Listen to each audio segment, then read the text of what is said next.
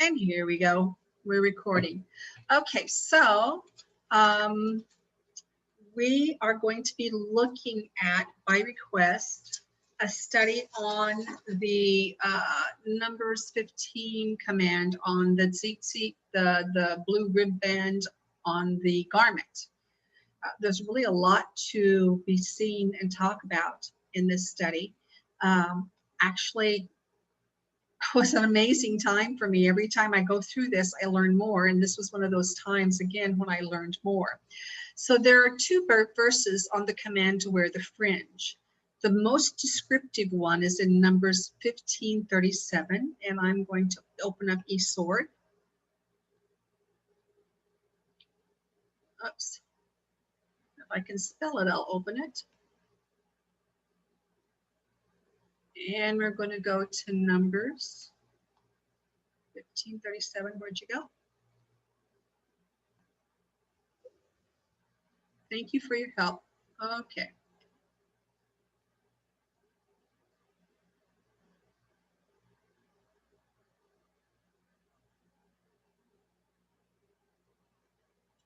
There we go.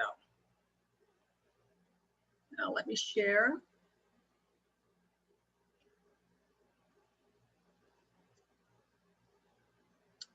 Okay.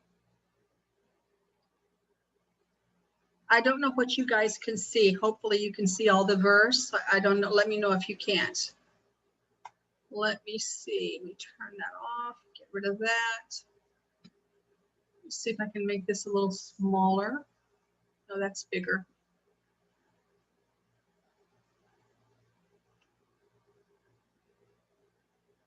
Pull that over. Can you see all the verses, guys? You good? Okay. All right. So it said, first of all, there's a story behind the tzitzit that almost nobody talks about. Okay, and I want to go through this story. We're going to start reading in verse 15:22. Remember the law of unintentional sins that we've looked at when we were studying about the Colossians 2:14 teaching. Remember, we looked at the fact that the law was made, the sacrifices, and all of these things were made for unintentional sins, right? In fact, that's what precedes just here above our story are all of these laws on sacrifices. Okay, and then the next section says, but if you have erred and not observed all these commandments, which the Lord spoke unto Moses, even all the commandments which the Lord hath handed, can't see it, which the Lord hath commanded you by the hand of Moses from the day that the Lord commanded Moses, and henceforth among your generations, then it shall be, if thou ought be committed by ignorance, without the knowledge of the congregation, that the congregation shall offer one young bullock of a burnt offering. So this whole passage right here is about that ignorant, unintentional sin. Ignorant, unintentional sin. Keep that in mind. So then we go into the story in Numbers 15:32. And while the children of Israel were in the wilderness, they found a man that gathered sticks upon the Sabbath. Okay, so here we are talking about the importance of the Sabbath again. You've got a man gathering sticks on the Sabbath. And they found him gathering sticks and brought him unto Moses and Aaron and to all the congregation. And they put him in a ward because it was not declared what should be done with him. And the Lord said unto Moses, the man shall surely be put to death. All the congregation shall stone him with stones without the camp. And all the congregation brought him without the camp and stoned him with stones, and he died as the Lord commanded. So obviously this guy did not commit an unintentional sin. Obviously, if no ability to offer a sacrifice was given this man, he knew he was breaking the Torah when he was out on the Sabbath gathering sticks. Now look at the very next thing that we're told. And the Lord spake unto Moses, saying, teach the children of Israel and bid them that they make fringes on the borders of their garment throughout their generations, that they put the fringe of the borders, on the fringe of the borders, a ribband of blue. And it shall be unto you a fringe that you may look at it. I've heard people teach that this was for other people to see. He says right here, that you may look at it. So the man's gathering firewood. Where's the fringe? It's on his garment around his feet. Okay.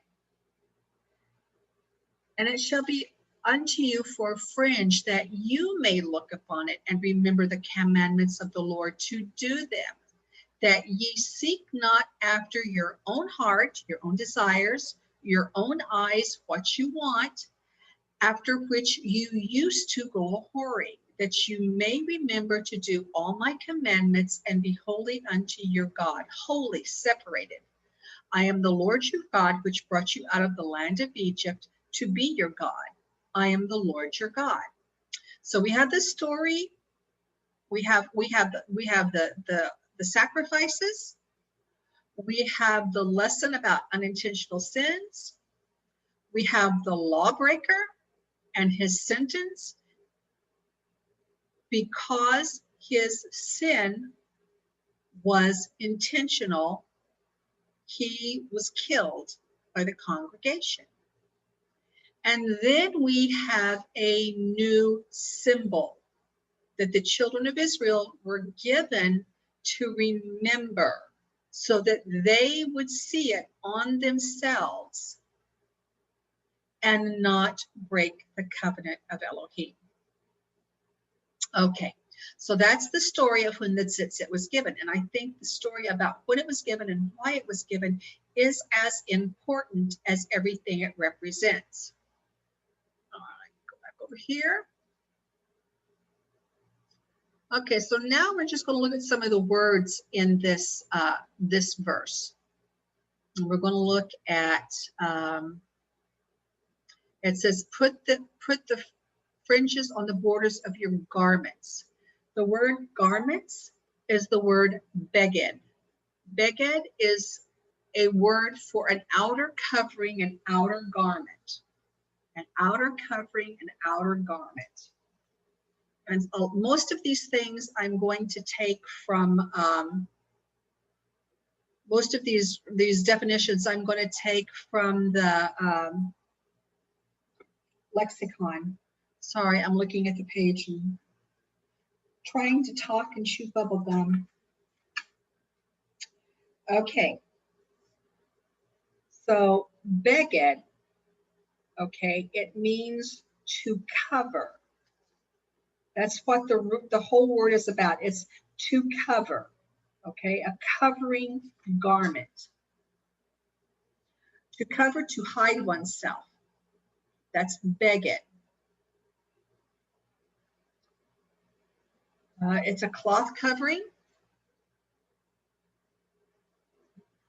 It's a cloth covering. It's a garment. And it's an outer garment. Beged. Phonetically, B-E-G-E-D. Okay. Wait.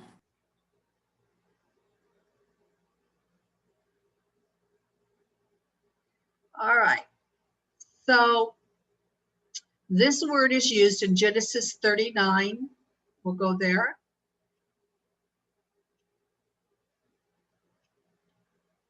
When the story of Joseph and Potiphar's wife. And we're going to see that his beged is an outer garment. And it came to pass about this time that Joseph went into the house to do his business, and there was none of the men of the house there within. And she caught him, Potiphar's wife, caught Joseph by his beged, by his garment, and said, lie with me. And he left his garment in her hand and fled and got him out. So a beged was an outer garment.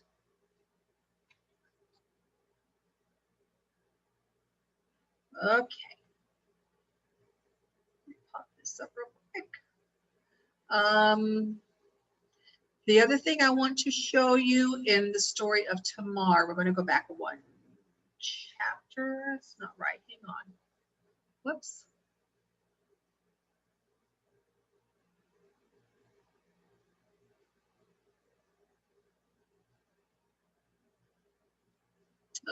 I think I meant Exodus. I'm going to put it up here. That's going to be the easiest way to do this.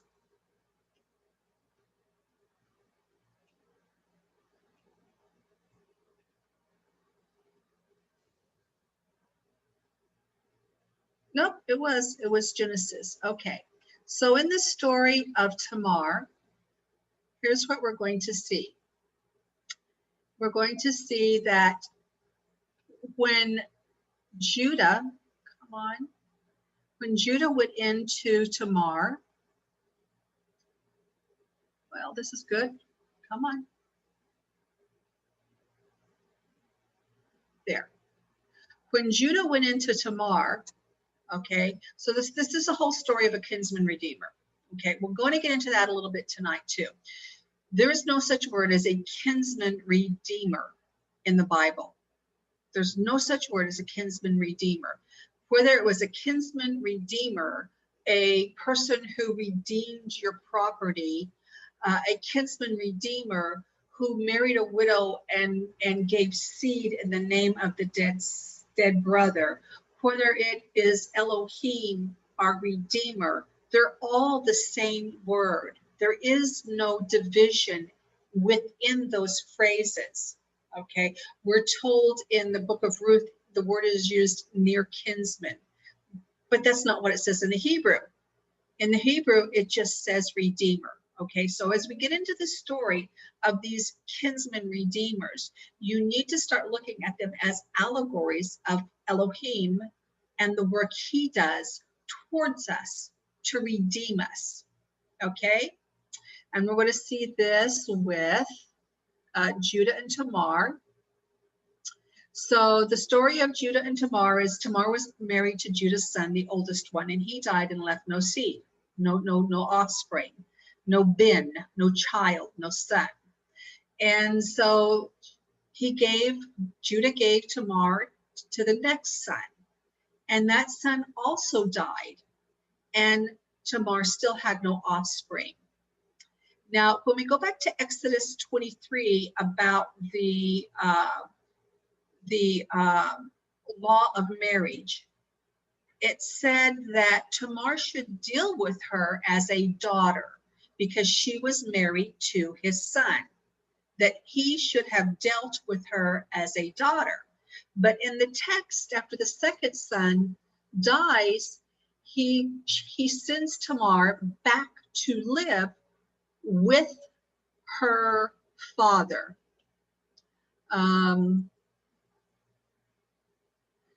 38:11. Then Judah said to Tamar, his daughter-in-law, remain a widow at thy father's house. See, Judah was supposed to deal with her as a daughter, and he sent her home to her father, till Selah, my son, be grown. For he said, lest peradventure he die also, as his brethren did. And Tamar went and dwelt in her father's house. And in the process of time, Tamar realizes, I'm not going to be given to the youngest son. So Judah's wife dies. Judah goes looking for satisfaction.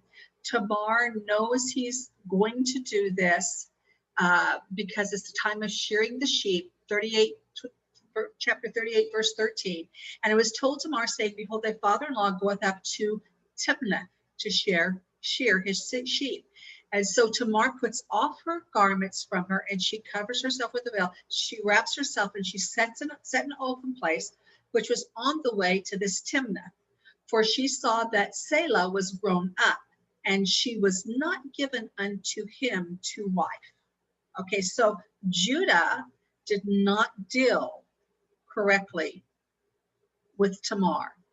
So Judah turns in to Tamar, and she becomes pregnant. But he gives her a pledge, and this ties into the story of our tzitzit, and you're going to see it here.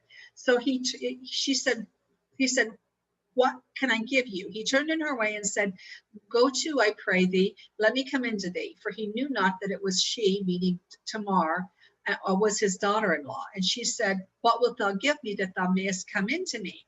And he said, I will send thee a kid from the flock. And she said, wilt thou give me a pledge till thy send it?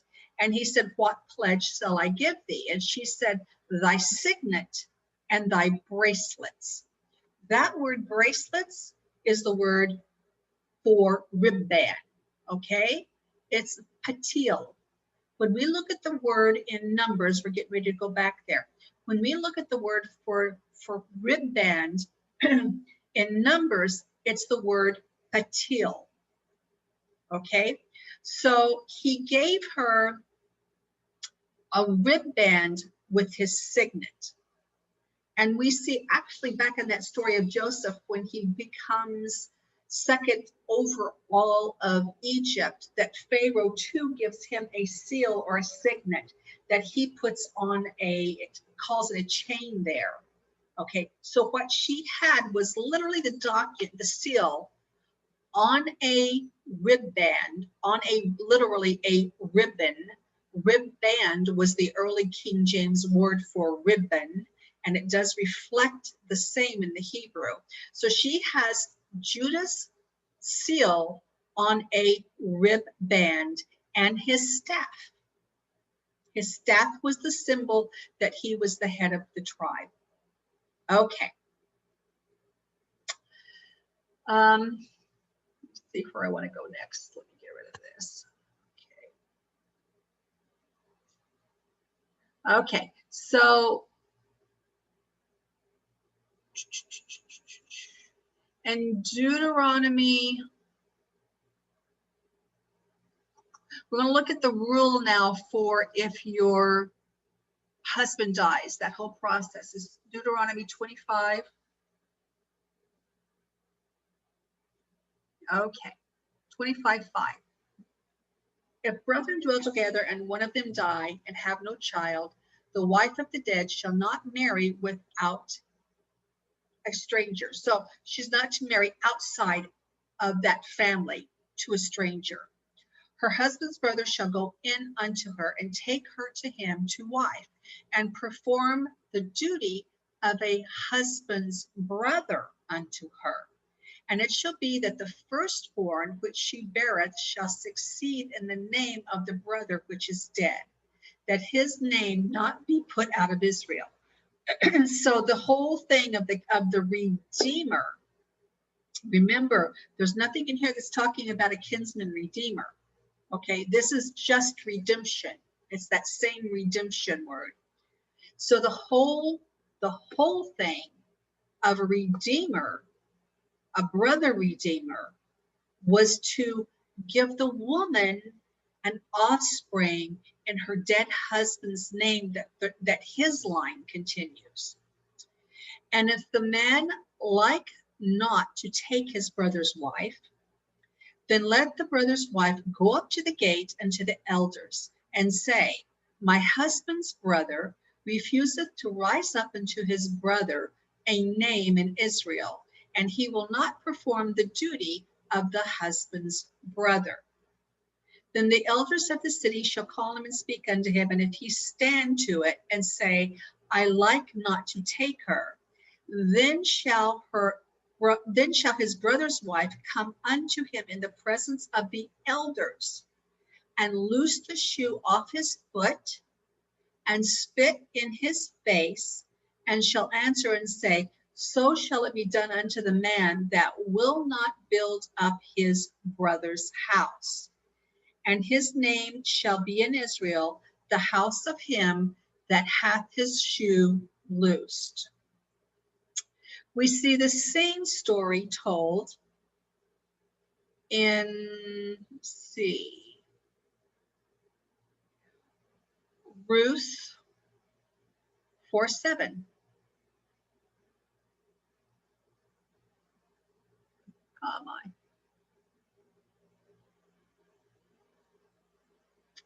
When Boaz goes to the city gate. Let's get this moved over a little bit. Then when Boaz went up to the gate and sat down there, and behold, a kinsman of Boaz came by, unto whom he said, Lo ho, a one, turn aside and sit down here. And he turned aside and sat down. And he took 10 men of the elders of the city and said, Sit ye down here. And they sat down. And he said to the kinsman, okay, let me see if I can get that up. Whoops. Said to the kinsman, I gotta move this.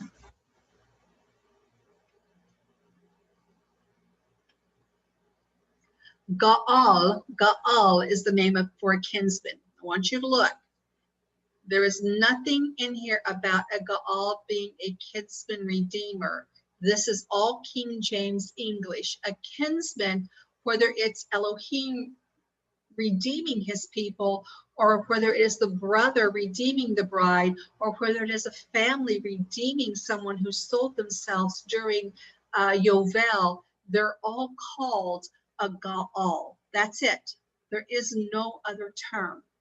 Okay, all of these stories of women having offspring by the dead husband's brother is to teach us about redemption.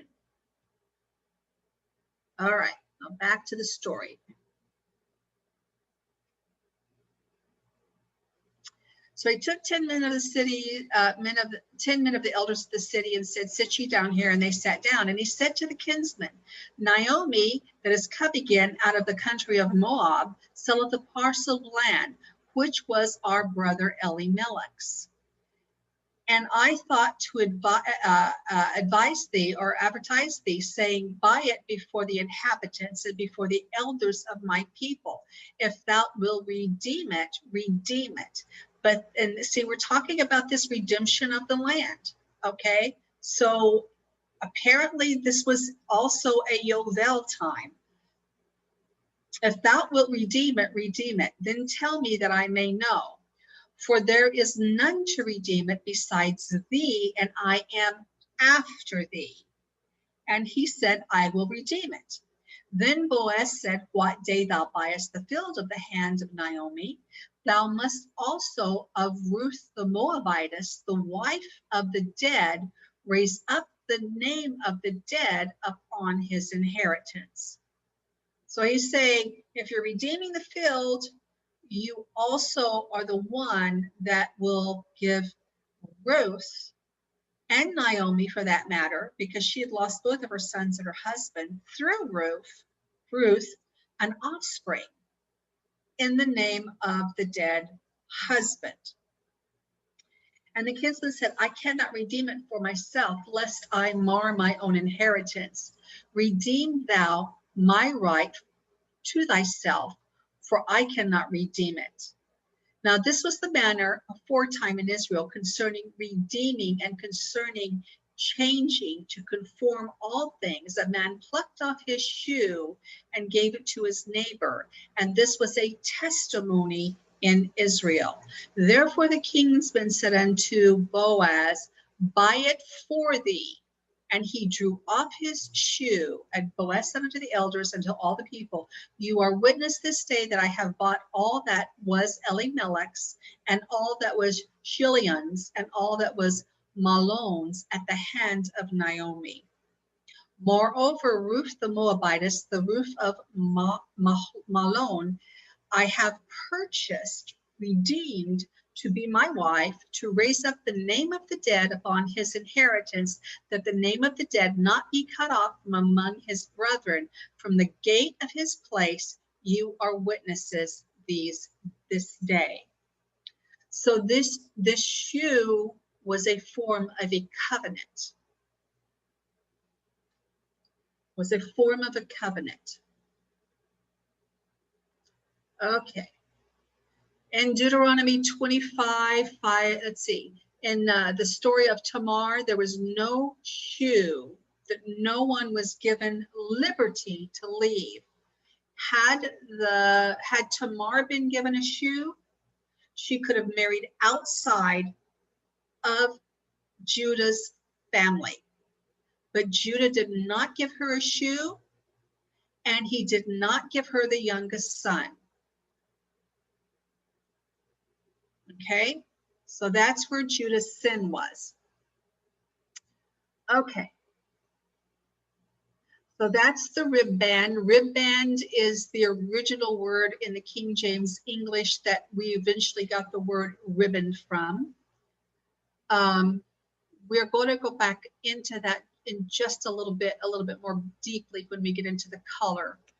So for now, I want to talk to you about the next word in that passage. Let's go back to Numbers.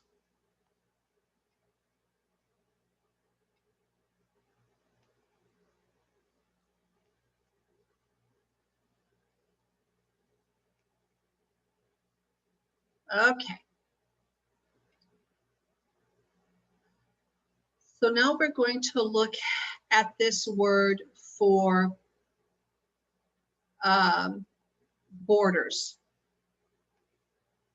Okay, this word for borders is kanaf. And we can see today that our brother Judah, you know, the ones that don't recognize the Messiah, they wear a shawl or a mantle-like object, and they put fringe on the four corners of that mantle or that shawl-like object. What kanaf actually means, and we're going to look in the lexicon for a deeper look, but here it says it means an edge or an extremity, a wing of an army or a bird, a flap, a quarter, a pinnacle. So when you think of all of these things, we can go back to the very second word. Every one of them is the furthest point. Okay, a wing of a bird. We're going to look at the wing of a bird. We're going to look at the skeleton of it. A wing of a bird is the furthest point from the body of the bird. A flap is an extension of and away from. A quarter or quadrant is away from the center. A pinnacle is the highest point. Okay.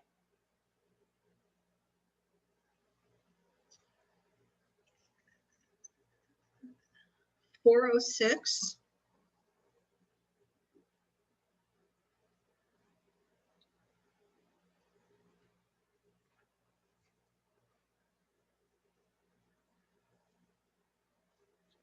Okay, so a kanaf. First thing it says is a wing, so called from its covering. Okay, so they're saying from its covering, which I don't have a problem with that at all, actually. The next one is an edge or an extremity of a garment, the skirt. This is going to be very, very important to us as we go forward. It mentions in here, Ezekiel 7:2, the four quarters are the extreme bounds of the earth, and it uses the word quarters and bases it on the word kanaf that exists in Ezekiel 7:2. Okay.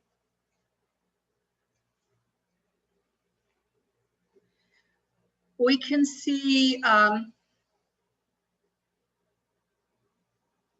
in Isaiah 30:32, let's go there.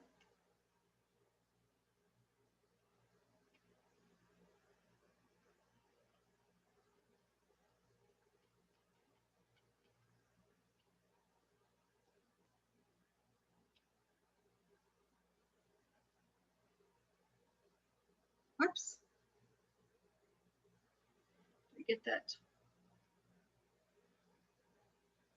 30:20. Okay. Okay. We're going to see just right here how this word is used. And the Lord give you the bread of adversity and the water of affliction, and let not your teachers be removed to a corner anymore, but thine eyes shall see the teachers. Okay, that word corner is kanaf, okay? So being moved to a corner is not a good translation of this. If they're removed from the corner and now they can be seen, it's because they've been covered. So this has less to do with the corner and more to do with what was not seen is now seen. Okay. Now let me see if I can share this with you. Stop sharing.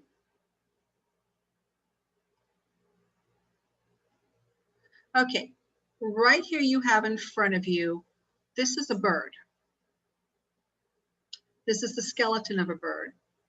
Now I'm going to be the first to tell you that this one is greatly over exaggerated, but I'm also going to tell you that as one who raises parrots, not raises parrots, works a lot with parrots, rescues birds, has been around birds most of my life, that even though that this is over exaggerated, this is the rule rather than the exception, that the body of the bird from here to here, that's the body of the bird, that the wings, even though they are wings, are the extremities or the furthest part from the bird's body. So when Elohim calls the kanaf bird wings, he's still saying extremities. Did you follow that? If the bird's wings, if from the tip of the wing to the tip of the wing is the greatest distance or the greatest length on the bird, then those wing tips are the extreme locations of the bird. Okay, so kanaf means the extreme location, the extremities. That's what kanaf means.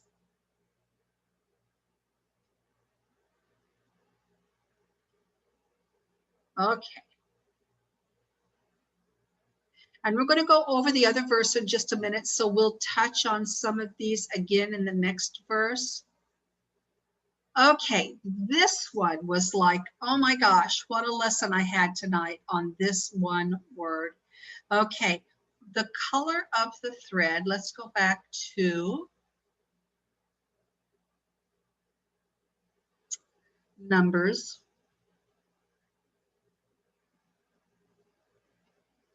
(15:32).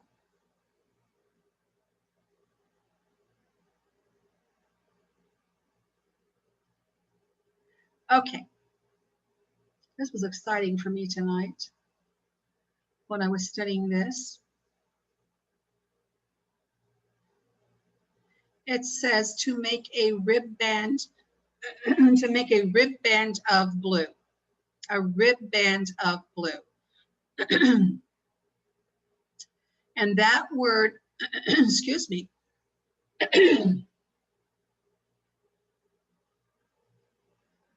and that word is the word techelet.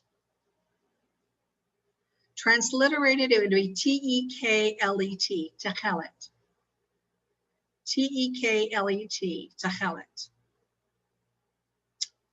Okay, we still call blue techelet.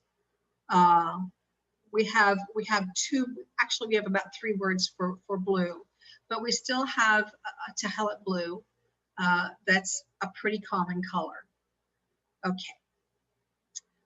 When we look at this word, get my notes up. I had such an epiphany. When we look at this word in the lexicon on page 864, in case you guys decide to get one of these so you can look at it later.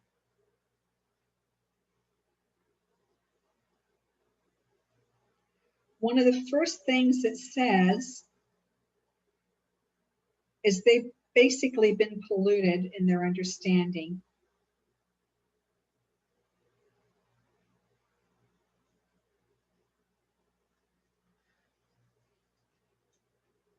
Whoops, Lost my page. Come back to me.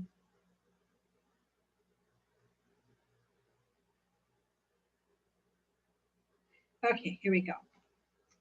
I'm going to see if I can do this on the, let me see if I can do this on the screen.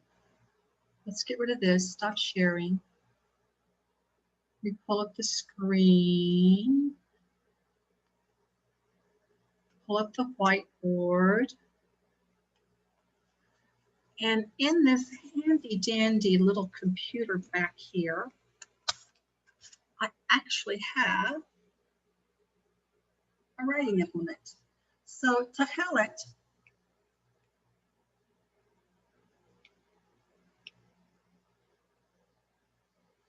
is spelled like this, Tachelet. Okay. And they want to tell me that this word means that it comes from a clam. Okay. That's what they want to tell me. But if I add a yod in that word, they want to tell me that that means perfection and completion. Perfection and completion. Perfection and completion. What did Eve do for Adam? She was his helpmate. She was the completion for Adam. When God took Eve from an aspect of Adam, he did it because there was no helpmate. After he created all the animals by Adam, he put Adam in a deep sleep, and he took Eve from an aspect of Adam, and she was his helpmate. Okay. So there's an interesting thing that happens. Let me get rid of this. Okay, so there's this interesting thing that happens. If we get rid of this word and take the T off, and we put this back to, okay, how can I do that? Get rid of that. We put this, how am I going to do that? Come on, work with me. Let's do it this way. Can't get rid of my eraser. Whoops. That's still an eraser. Come on.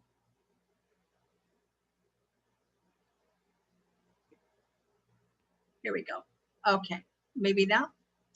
And we put an H, whoops, no.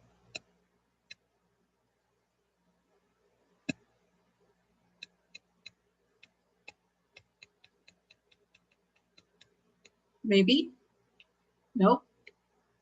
Let's close it out. Stop sharing. I'm going to do this. We're going to do it again. I'm going to learn this thing. Okay, here we go. So we got rid of the T on the end and the T on the other end, the tav, okay? So we're left with the root word. Do you know what the root word of Tachelet is? It's pronounced kala. Do you know what kala is in Hebrew? It's the word for bride.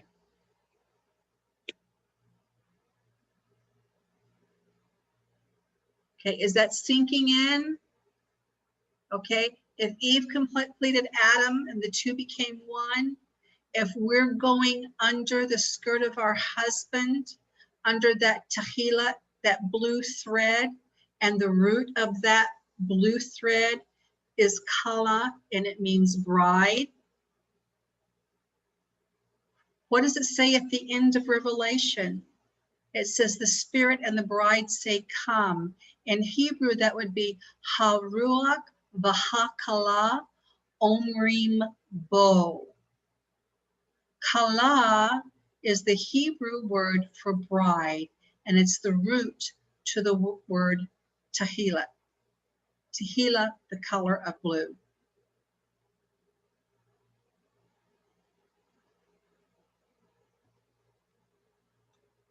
Okay,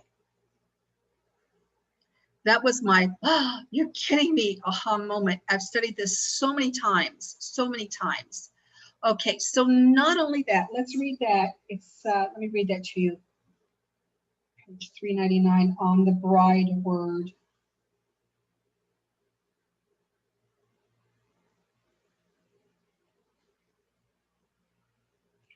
Okay, it says kahila, a bride, a maiden betrothed. Okay, that's what that word means, kahila. I mean, not kahila, yeah, kala, I'm sorry, kala, oh, okay. So we see this word for talent also, we see it in Nehemiah 3:21, and I want to take you there because one of the words that this root constructs is the word for an extremity.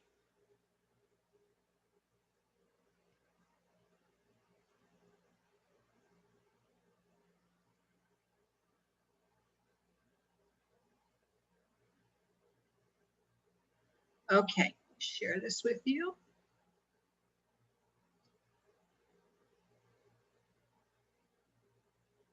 Okay.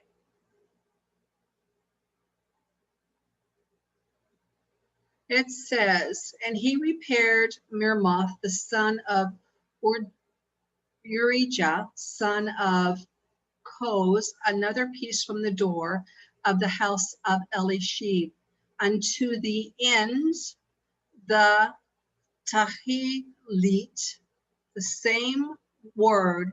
You've got the Tav, whoops. You've got the addition of the Yud is the only thing you have that's different than the Tahilat. Whoops, I've lost it. Here, end. So we have from this same root word for bride, for blue, a meaning that it is a completion, an extremity, an end.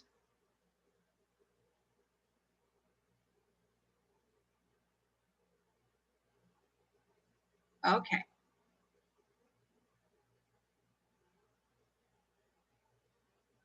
Okay, so a lot of people believe that a lot of people believe that the color blue came from a snail. I've never believed that. I can give you you guys, no, I very, very, very rarely recommend books, but I can give you guys a book that you could get as a ebook you can download from Amazon. And it was written by a Jewish woman who did a lot of research that I couldn't do, but her conclusions matched what I came up with from just my research I was able to do. So her opinion is that the snail that may have been used in the 1st century during Herod's temple was not the dye that Israel started out with. The dye that Israel started out with was indigo, Egyptian indigo. How many of you can remember Egyptian indigo? I mean, when I was a kid, that was all the rage. In fact, Levi Strauss, his jeans, they were dyed in indigo. That's why when you washed them by themselves, and you washed them a long time before they quit bleeding color. Okay, they were dyed in indigo, a natural plant dye. Okay. So her whole thing on the book was that as slaves coming out of Egypt, the most logical thing for them to carry with them was the powder from the plant. Okay, so when you make dye from indigo, you get a powder at the end of the process. When everything's dehydrated, you get a powder at the end that you reactivate when you dye. Okay, and I have to say that I agree with her. And I'm going to show you why I agree with her. Because in my little research that I was doing, we're going to see if I can find that link real quick. I'm going to pop it open for you.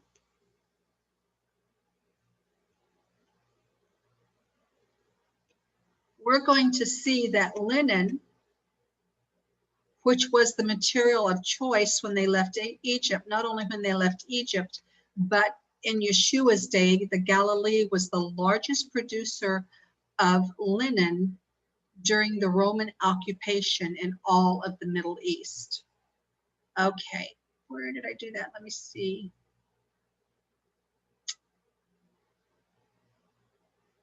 Do I have that link?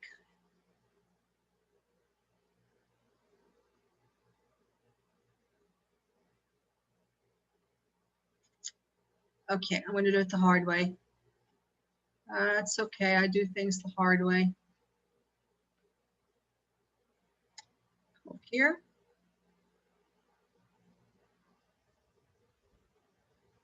I want you to see the article, so I'm going to have to take you to the internet because it is a scholarly article, and I did download it. There it is. Where'd you go?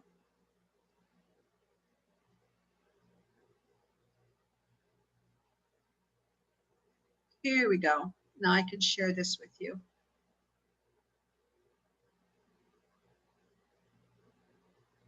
Okay, this article was written in, I saw it someplace quite some time ago. This guy's passed away about 2006, I guess is what it says. Okay, and this was a huge study that was done on linen pieces found here in Israel or in the Middle East. And I want to break you right down here, and I want to show you really quick that in this study, they found all of these combinations of linen and wool, and they talk about all of these words about, you know, the Levitical ideal about not mixing linen and wool and exactly what it meant. And you know, they have their ideas. I don't agree.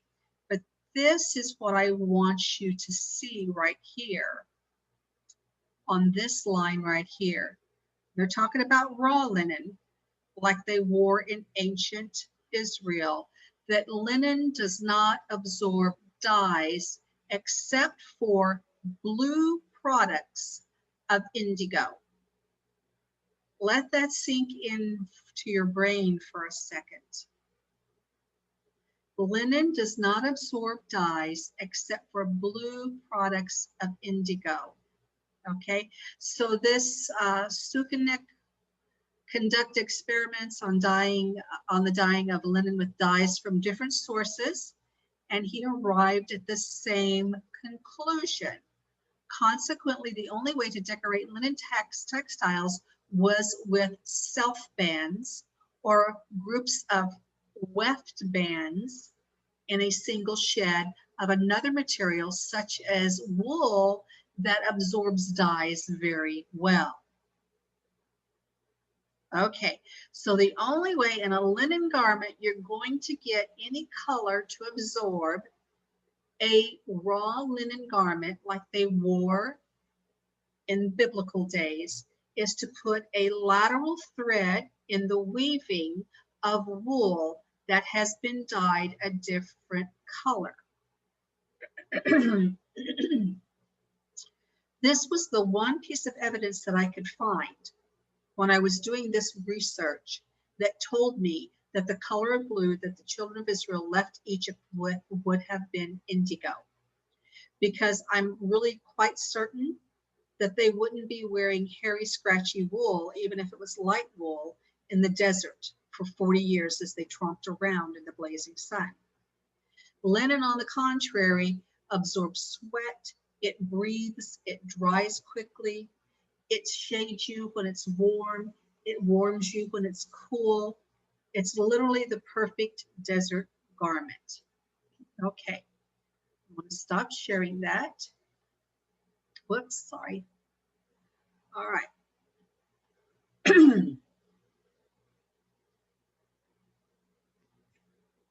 Um,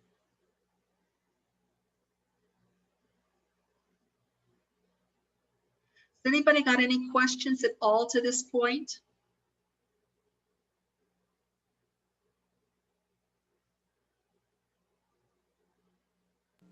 Just when you mentioned the only way that it would work is if the wool would have been put in it, you can't mix the wool with the linen. That's right. The only people that could mix wool with linen was the priests. The high priest had a pass.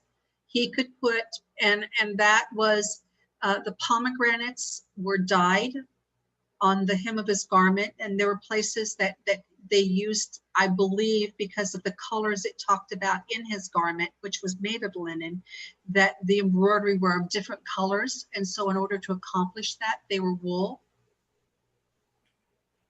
Okay, but I'll give you the punchline ahead of time, because when we get through, you'll probably see this.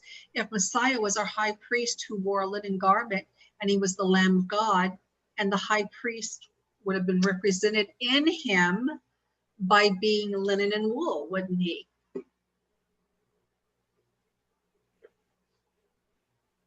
So yeah, so these patterns and these exceptions serve a purpose when we see those. I mean, like I've said, if he says do this and he does something else, there's a reason for it. Okay.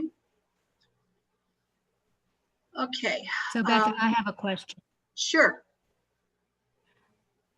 The indigo that would have been used to dye that linen, does that Yes. come from the flax? The indigo comes from a plant, an indigo plant. Okay. It's its own it's a plant. In Israel, we have one that's similar, but it's not the same. It's called a woad, W-O-A-D, woad plant. But the indigo plant that came out of Egypt was a flowering plant. It was a specific plant that when you processed it, it just changed everything to blue. Okay, but not the blue flax flowers that you see in the spring. No, we're going to get into that though. We're going to get into that. Well, I'll show that here in just a little bit. Yeah. I remember that from a previous article. Yeah. Yeah. It's still just as awesome as it was. Yeah. So we'll get into that. Okay. So let me find here where we need to go next.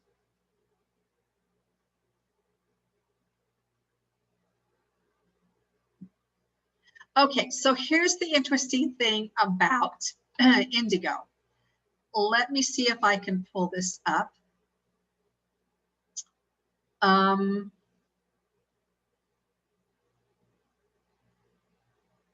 how do I find that download? Let's see if I can. Yeah, maybe I can. I'll put it up there. So it turns out that indigo conducts electricity. Now we're talking about the acid sodium salt that is within the indigo plant itself. You know, all plants have some saline. So this acid sodium salt that's derived from indigo by sulfonation, and sulfonation is that process of rendering that plant, okay, which renders the compound insoluble water. It's used for lots of things today, and I had no idea. It's used for a food colorant, but it's used for a pH indicator, but it's also used as an electrical conductor. So let me get this, see if I can get this up real quick. Go there.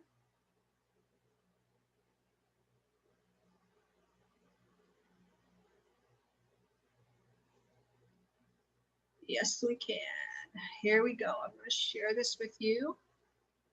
And these are all scientific articles. I mean, you just got to love it when science proves, you know, what it can do. I think it was about,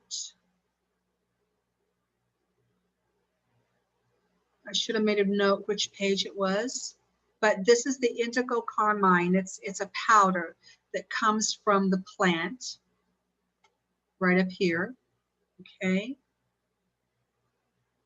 Okay. It can be, okay. For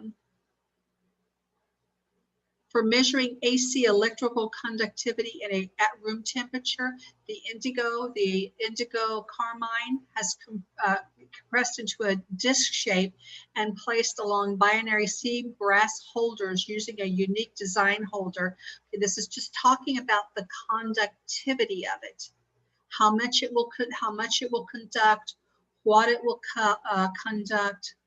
Let me go over here and find that one statement.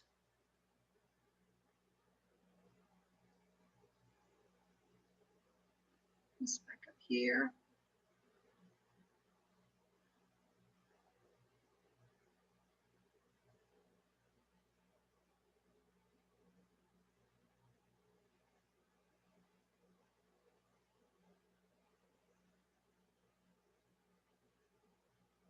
Okay. Here it's talking about the wave number using the indigo powder, the indigo carmine. Let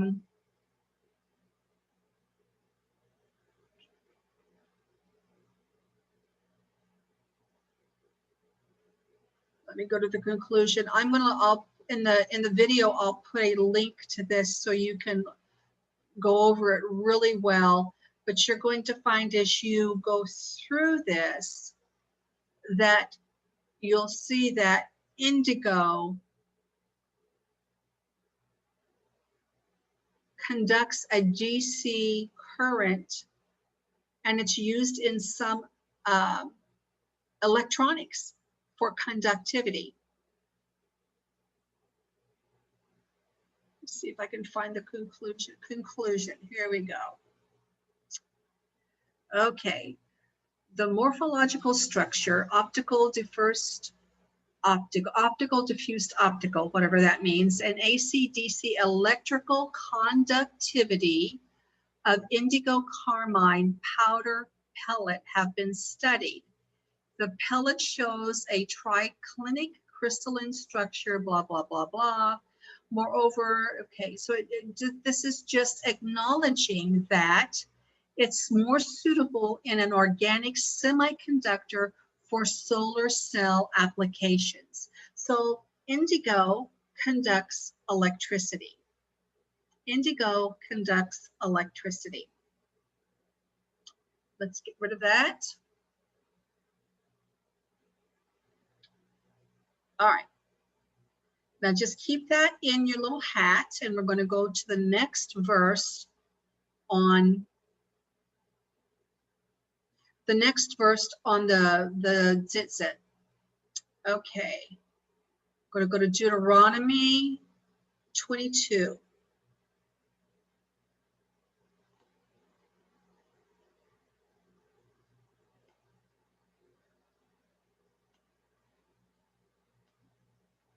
Uh-oh, forgot my verse.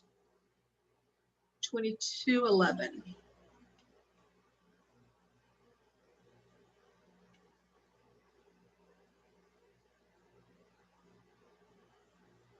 Okay.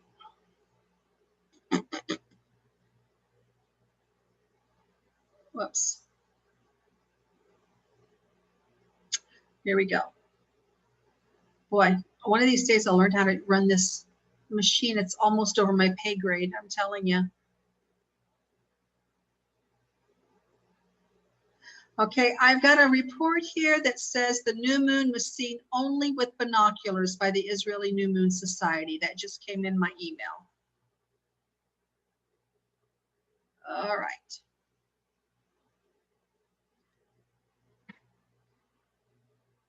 All right, so here we go, Deuteronomy 22:11. I'm going to read 11.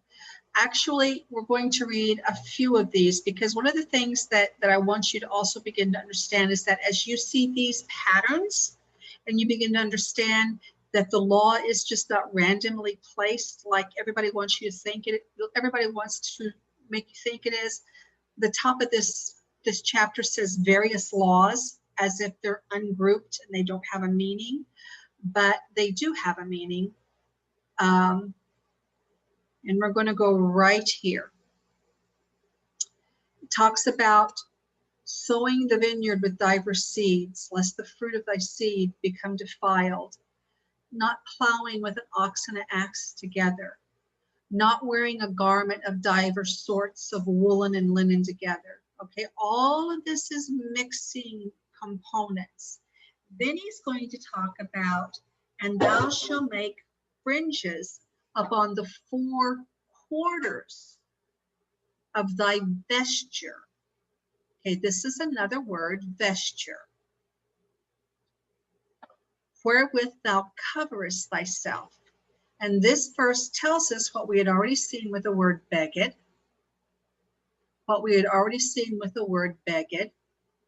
that it was an outer garment. Okay?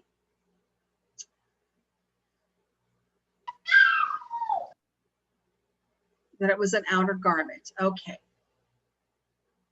But this says upon the 4 quarters, and that word is kanaf, upon the 4 quarters of thy vesture, wherewith thy coverest thyself. Okay, go back over here.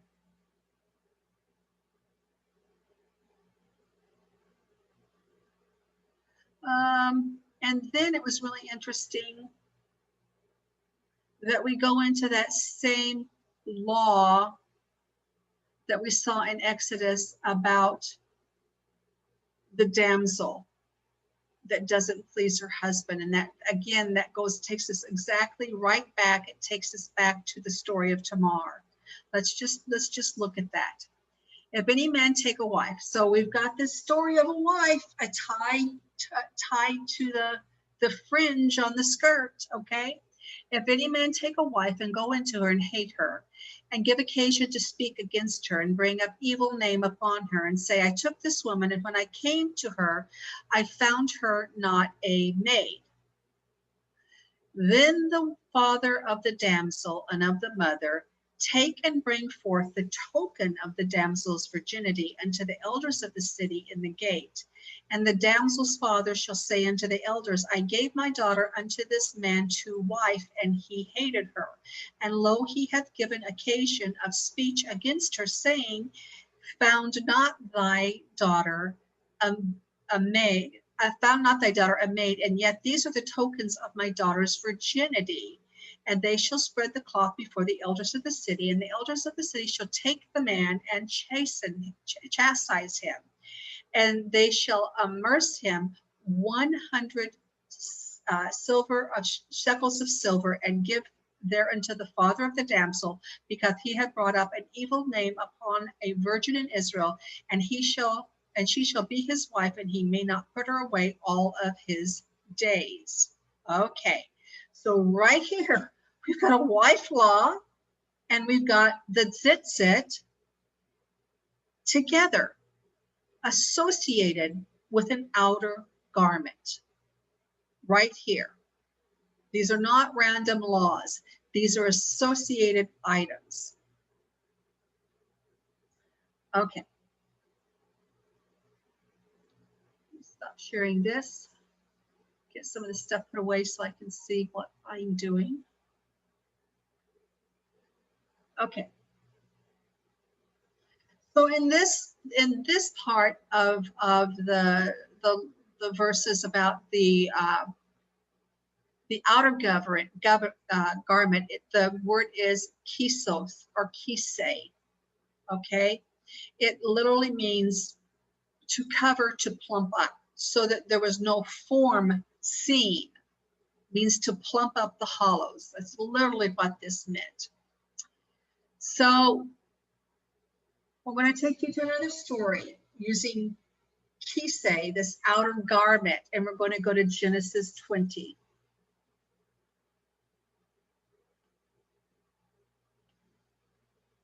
I think it was 16.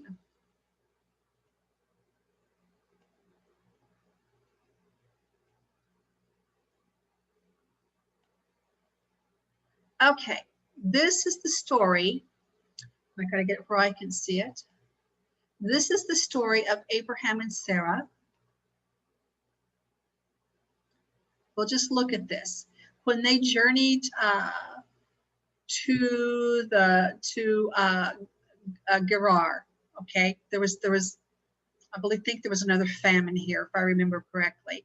And they journeyed to Gerar, and they were with, again, Abimelech. And we saw this name in the book of Ruth, didn't we? That's who had died, was Abimelech, okay? And Abraham said to Sarah, his wife, she's my sister, and Abimelech, king of Gerar, sent and took Sarah. So Abraham says, she's my sister. She was his sister, but he had married his sister, his niece, actually, of his deceased brother, is literally who Sarah was. And Lot was Sarah's brother.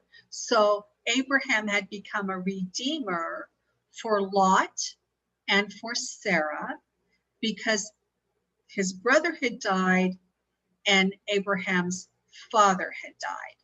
So he was their redeemer. And God came to Elimelech in a dream. And I want you to listen to this story because we've also talked about the fact that there was covenants before the Israelites. There was covenants before Abraham. There was covenants before Jacob. There was a covenant that came down from Noah. And you're going to read about the covenant that God had with Abimelech, the king of Gerar, in this chapter. God came down to Abimelech in a dream by night and said to him, behold, thou art but a dead man, for the woman which thou hast taken, she is a man's wife. But Abimelech had not come near her, and he said, Lord, wilt thou slay a righteous nation? Can any nation be righteous if they are not in covenant with Elohim? Sorry, just checking. This is nothing important since my children's father passed away. I just wanted to take a quick look. We're good. No nation can be righteous if they're not honoring and worshiping Elohim. Okay. Wilt thou slay also a righteous nation? And he said unto me, she's my sister, speaking of Abraham. And she herself said, he is my brother. In the integrity of my heart and the innocence of my hands, I have done this. And God said to him in a dream, yes, I know that thou didst this in the integrity of thine heart. For I also withheld thee from sinning against me. Therefore I suffered I thee not to touch her. Now therefore restore the man his wife, for he is a prophet, and he shall pray for thee, and thou shalt live. And if thou restore her not, know that thou shalt surely die, thou and all that is thine. Therefore Abimelech rose early in the morning and called all of his men servants and told all these things in their ear, and the men were sore afraid. And Abimelech called Abraham and said unto him, what hast thou done unto us, that I have offended thee, that thou hast brought on me and on my kingdom a great sin, that thou hast done deeds unto me that ought not to be done? And Abimelech said unto Abraham, what sawest thou that thou hast done these things? And Abraham said, because I thought, surely the fear of God is not in this place, and they will slay me for my wife's sake. This indeed, and yet indeed she is my sister. She is the daughter of my father, and not the daughter of my mother, and she became my wife. And it came to pass, when God caused me to wander from my father's house, that I said unto her, this is thy kindness which you shall show unto me. At every place whither we come, say of me, he is my brother. And Abimelech took sheep and oxen and men servants and women servants, and gave them unto Abraham, and restored him Sarah, his wife. Okay? And Abimelech said, behold, my land is before thee. Dwell where it pleaseth thee. And Sarah said, and said unto Sarah, behold, I have given thy brother 1,000 pieces of silver. Behold, he is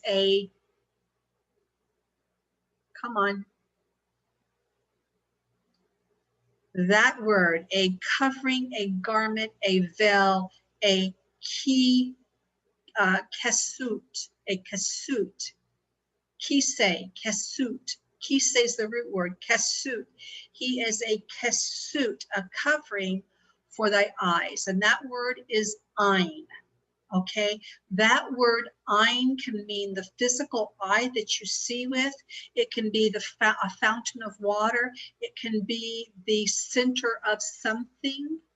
Okay, it does not necessarily mean the eye, and it does not mean the eye, I do not believe, in this sentence. We're going to see what it means, okay? But Abraham was a covering for the fountain of Sarah.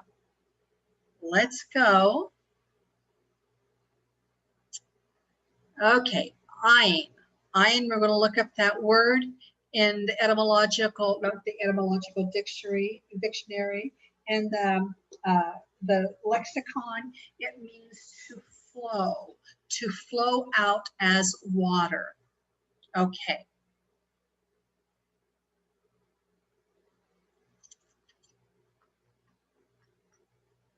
Let's go to Mark 5:27 and 29.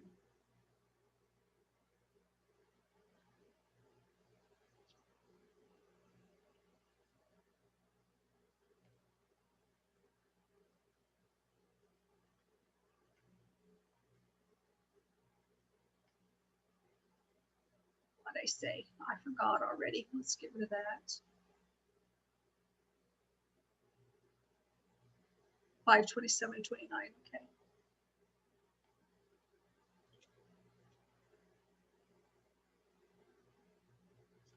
Now screen share.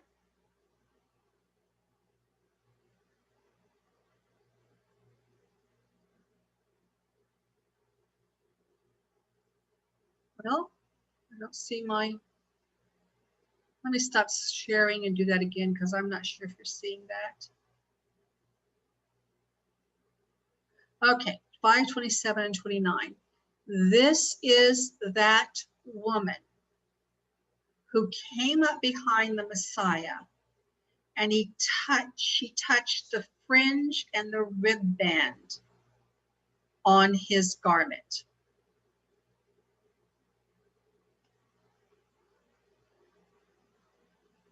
And a certain woman, which had an issue of blood 12 years and suffered many things of physicians and spent all that she had and had nothing and was nothing bettered, but rather grew worse, when she heard of Jesus, came in the press behind him and touched his garment. And she said, if I may but touch his clothes, I shall be whole. And straightway the fountain of her blood was dried up. The covering for the fountain of Sarah was Abraham. Okay? And straightway the fountain of her blood was dried up, and she felt in her body that she was healed of the plague. All right, now let me take you to the Levitical law on this. Leviticus 20:18.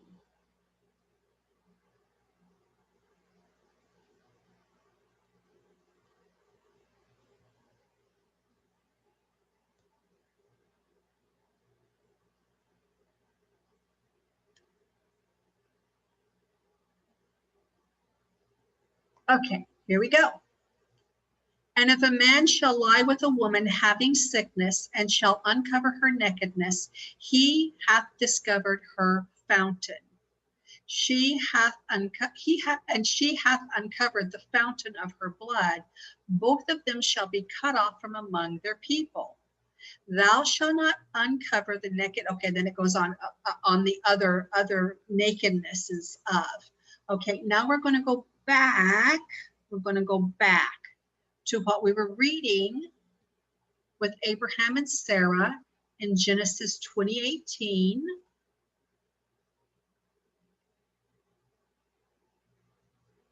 And we're going to see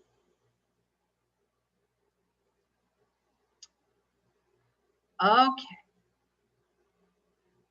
pull this over a little bit.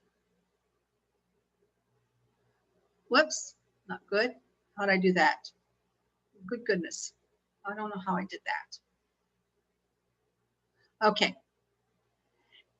And unto Sarah he said, behold, I have given thy brother 1,000 pieces of silver, and he is a covering of thy fountain and all that are with thee, and with all other. And thus she was reproved. And that literally means corrected. Okay. So Abraham prayed unto God, and look what happened. Abraham prayed unto God, and God healed Abimelech, his wife, his maidservants, and they bore children. For the Lord had closed fast up all the wombs of the house of Abimelech because of Sarah, Abraham's wife. So the fountain of those women had been sealed away because Sarah belonged to Abraham. And even though it was a half-truth, we can't say it was a lie because she was his sister. Even though it was a half-truth, his half-truth had caused Abimelech to make a bad choice. Okay, so the fount of a woman is the nakedness of the woman that belongs to the husband under the skirt where the fringe and the tzitzit rest. The tzitzit and the ribband rest, sorry. Okay. By the way, the story on the widow was so important and so pivotal. It was told in Matthew, Mark, Luke, and John. Luke, and in 3 of the Gospels. The story was told in 3 of the Gospels. Okay. Let's just go through those really quick, just so you can see that whole story, and you can see that they're talking about the outer garment or the skirt of the Messiah, where the tzitzit and the ribband would have existed. Matthew 9:20. See, I can squeeze this baby down and get it over here out of my way, so I don't have to toggle between screens. And I'll move it over here. I can do that. Oh no, it just popped back up. Doggone. There we go. All right, Matthew 9:20.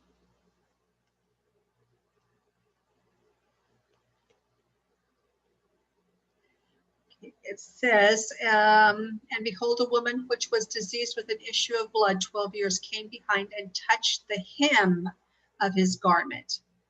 Okay, the hem of his outer garment. Let's go to Matthew 14:36. These are all the places that we're going to see that the hem or the fringe and the ribband of the Messiah's garment was touched. What do they say? Matthew 14:36. And besought him that they might only touch the hem of his garment, and as many as touched were made perfectly whole. Whoops. And Matthew 27:35. Okay. This is the day that he was crucified.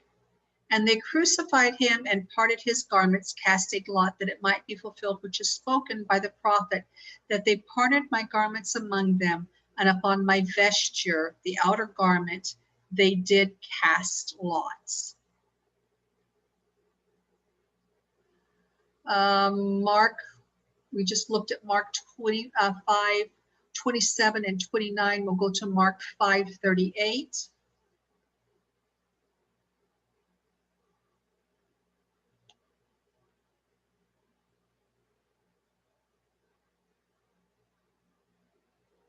Whoops, got a wrong reference here.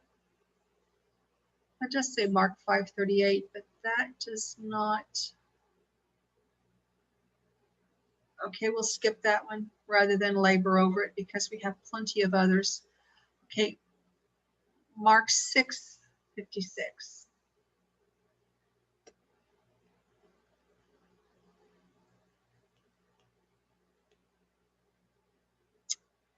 And wheresoever he entered into the villages or cities or the country, they laid the sick in the streets and besought him that they might, if it were, but touch the border of his garment.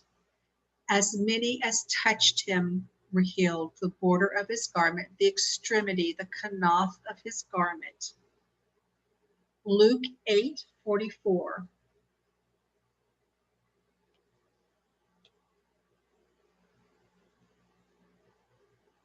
And a woman having an issue of blood 12 years had spent all of her living upon physicians, neither could be healed of any, came behind him and touched the border of his garment, and immediately her issue of blood was staunched. And Jesus said, "Who touched me?" When all denied, Peter and they that were with him said, "Master, the multitude throng thee and press thee, and sayest thou, Who touched me?" Yeshua said, "Somebody hath touched me, for I perceive that virtue is gone out from me."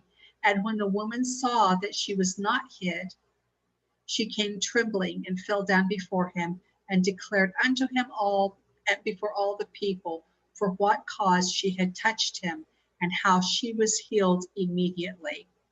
Let's not forget that she was unclean and she should not have been in the press of people. But we don't see a judgment about that, do we? Okay. Let me open this up a little bit more. Okay, so we have these four extremities on this garment. And this has just been hidden in plain sight from me for a very long time until today. And I think that I'm going to go to John 19:23 next. I think that this is going to come together for you too.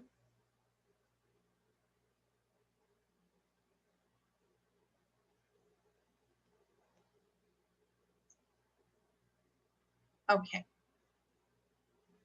So remember we talked about just previously that this word for kanaf also meant the quarters or quadrants.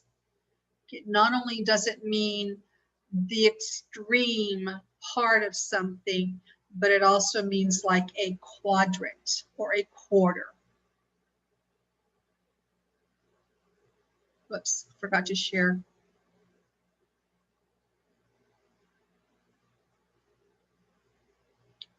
Okay. And the soldiers, when they had crucified, on verse 23, Jesus, took his garments and made 4 parts, to every soldier a part, and also his coat. Now his coat was without a seam, woven from the top throughout. Okay, so I want to stop and point out what they're saying. His other garments were seamed, and they very, very easily parted those garments into 4 pieces. His outer vesture, okay, in John 19:24, for my vesture, what was it in Deuteronomy 22? It was called a vesture, where the outer, where the fringe was on in Deuteronomy 22. Okay, for my vesture, they did cast lots. Okay. So the coat now was without a seam, woven from top to bottom. And they said, therefore, among themselves, let us not rend it, but cast lots for it, whose it shall be, that the scripture might be fulfilled, which said, they parted my raiment, which is the rest of his clothing, among them, but for my vesture they did cast lots. These things, therefore, the soldier did. Okay, so the first thing I want you to realize in this verse is that that outer vesture was something that every Israeli man would have worn. It would have had the fringe and the blue ribband. In Messiah's case, the one he had when he went to his death was seamless. It was one continual woven piece starting at the neck down, okay, at the top, woven from the top throughout. There were no seams.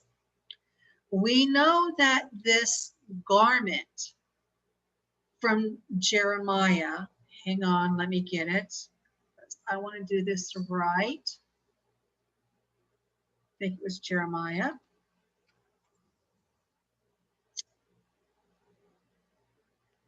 No, Ezekiel.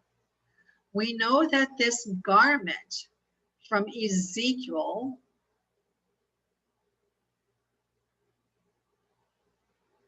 is what Elohim put over Israel, and he called Israel his own. Now I passed by thee and looked upon thee, and behold, thy time was the time of love, and I spread my skirt over thee, and covered thy nakedness, and I swear unto thee, and entered into a covenant with thee, said the Lord, and thou becomest mine. So these skirts that the men wore, we see represented the covenant of God. Let me pull up another verse. Hang on. Didn't mean to do that. The covenant of God with Israel and the covenant of a husband with a wife. Let's go to Ruth. Ruth is a wonderful, wonderful, wonderful story. I just love Ruth. About chapter 3. Yeah. And Naomi sends Ruth to the fresh threshing floor. She's been there a year, and it's the barley harvest again. And Naomi says, clean yourself up, anoint yourself, dress yourself. And when Boaz is on the threshing floor, after the threshing has done, when he has eaten and drunk and his heart is merry, she sent Ruth to Boaz on the threshing floor. And Ruth 3:7. And when Boaz had eaten and drunk and his heart was merry, he went and lied down at the end of the heap of corn. And she came softly and lied at his feet, and uncovered his feet and laid her down. And it came to pass at midnight that the man was sore afraid and turned himself, and behold, a woman laying at his feet. And he said, who art thou? And she said, I am Ruth, thy handmaiden. Spread thy skirt over thy handmaiden, for thou art my near kinsman. But that's just a galgal. That's not a near kinsman. That's just a galgal. You are my redeemer, she's saying. These are allegories, and this is one of the most beautiful allegories in all of the Old Testament. I love this story. So that skirt, that vesture, that symbol of covenant that represented the ketubah at Mount Sinai, when Elohim covered the people with his covenant, okay? He sprinkled them with the blood of bulls, and they become his. That vesture that represented the word of God, the one that everybody says was destroyed and that the law was passed away, was not torn, was not parted. It was seamless. Do you understand the ramifications of this picture that we are given? Everyone who says the law was destroyed, they're wrong. We have the allegory, we have the proof in the scriptures, we have the Messiah's garment that remained whole, intact, undamaged in his death. Are you getting that? Did everybody see that? Okay. Okay. That's one thing. Now the other thing. I want you to see about the 4/4.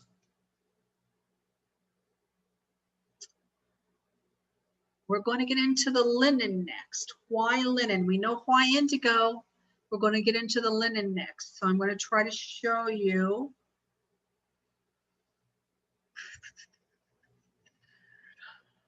Got to look here a second.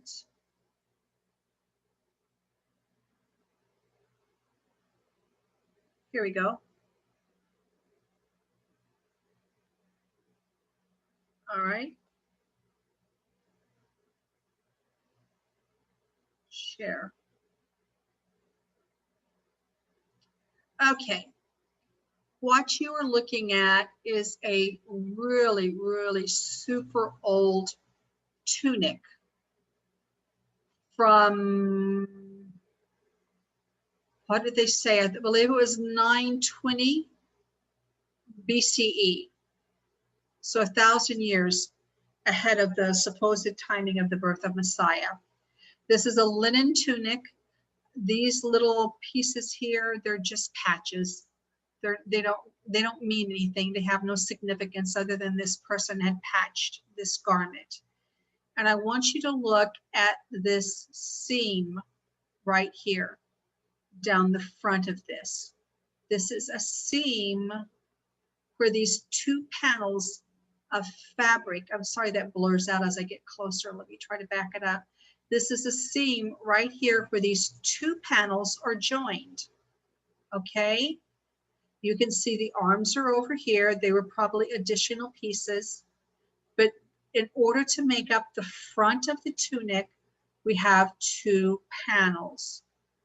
So in order to have a back panel, you have 4 panels or 4/4 kanavs, coverings on the garment, and the hem would have had the ribband and the fringe. The ribband and the fringe would have been on the hem on the extremity. Okay? Okay.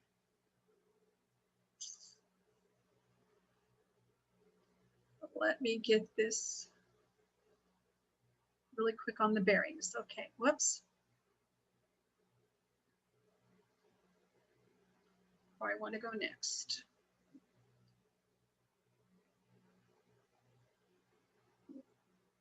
Okay. One of the things that we learn about the word seat is the word is, I can do it right here because it's the same in the etymological dictionary. Let's just go right there. I'll just do it real quick.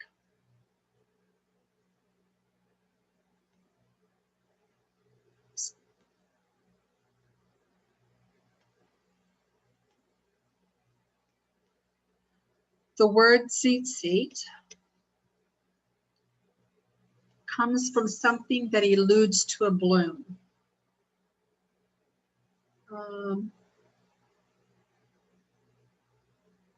Share the screen.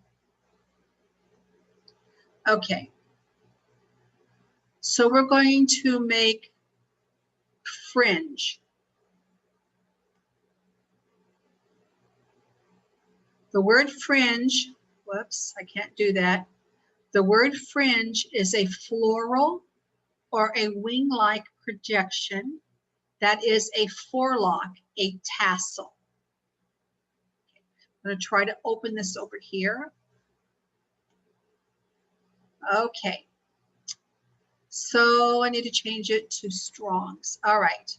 So this is not the root word. So we're going to chase this back to the root. We're going to look up this word. Okay. Whoops. I don't want you. No, what happened? Here we go. We trace it back to the word zeets.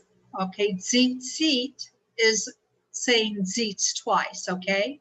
And we see that it means glistening, a plate, a flower, a wing. That's what they're telling us. And we're going to trace this word back.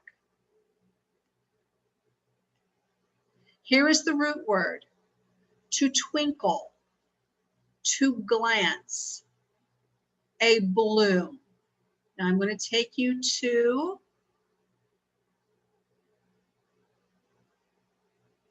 number 17.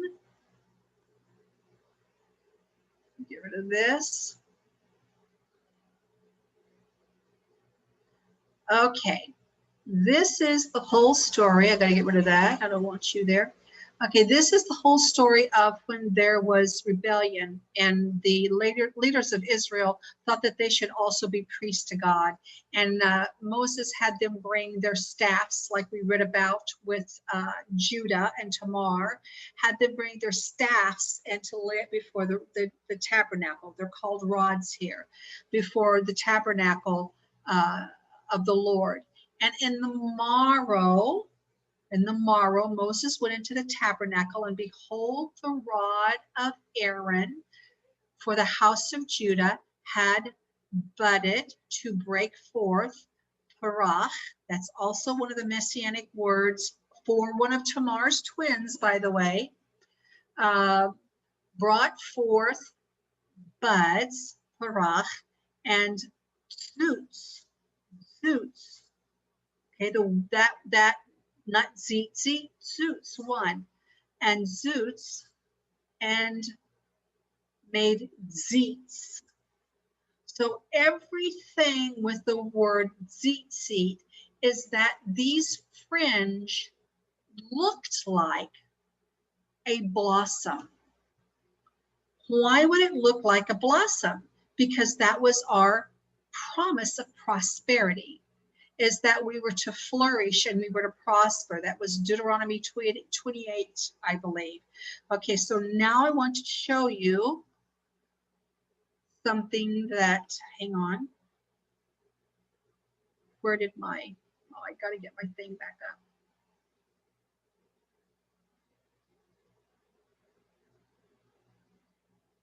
Chrome. Okay, let me grab this.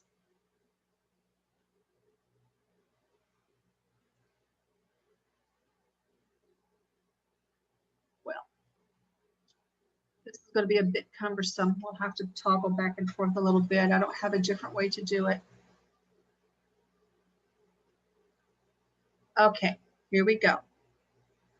What were the first two feasts of the year? Who were the barley and the wheat? They were the first century believers. They were the ones that Elohim gave the command to wear the tzitzit, the zoots, the zit. Okay, here we go. This is exactly what barley looks like in bloom. These little zoots, these little tassels that gleam in the sunshine in the dew of the morning when the sun is coming up, these little blossoms is found on the barley and the wheat. Okay, let me see if I can grab another one. And if you, please tell me that if you see the next screen, because I won't know. Okay, I'm going to trust that you will. So let me get rid of this. Whoops. And I'm going to plug this in here.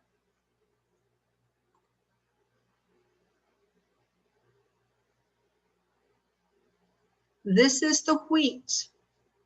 This is the wheat before it's turned black. This is the ancient wheat in bloom. Can you see that? Can someone give me some audible feedback? Yes, can see it. Thank you. I'm going to show you one more. If I can, let's see. Get rid of that. Get rid of this one.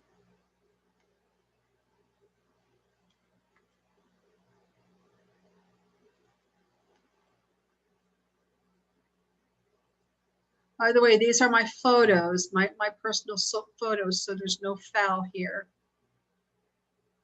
Okay, and this is this year's wheat that I grew. This is this year's wheat. I grew in my yard for Shavuot, to prove the timing of Shavuot, in bloom. In bloom. Okay, I'm going to stop sharing that.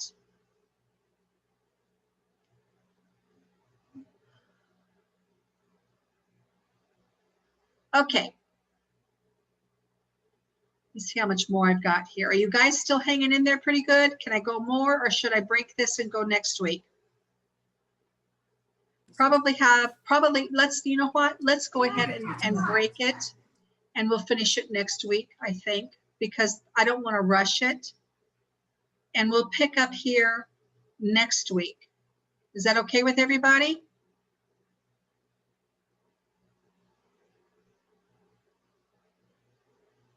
Okay,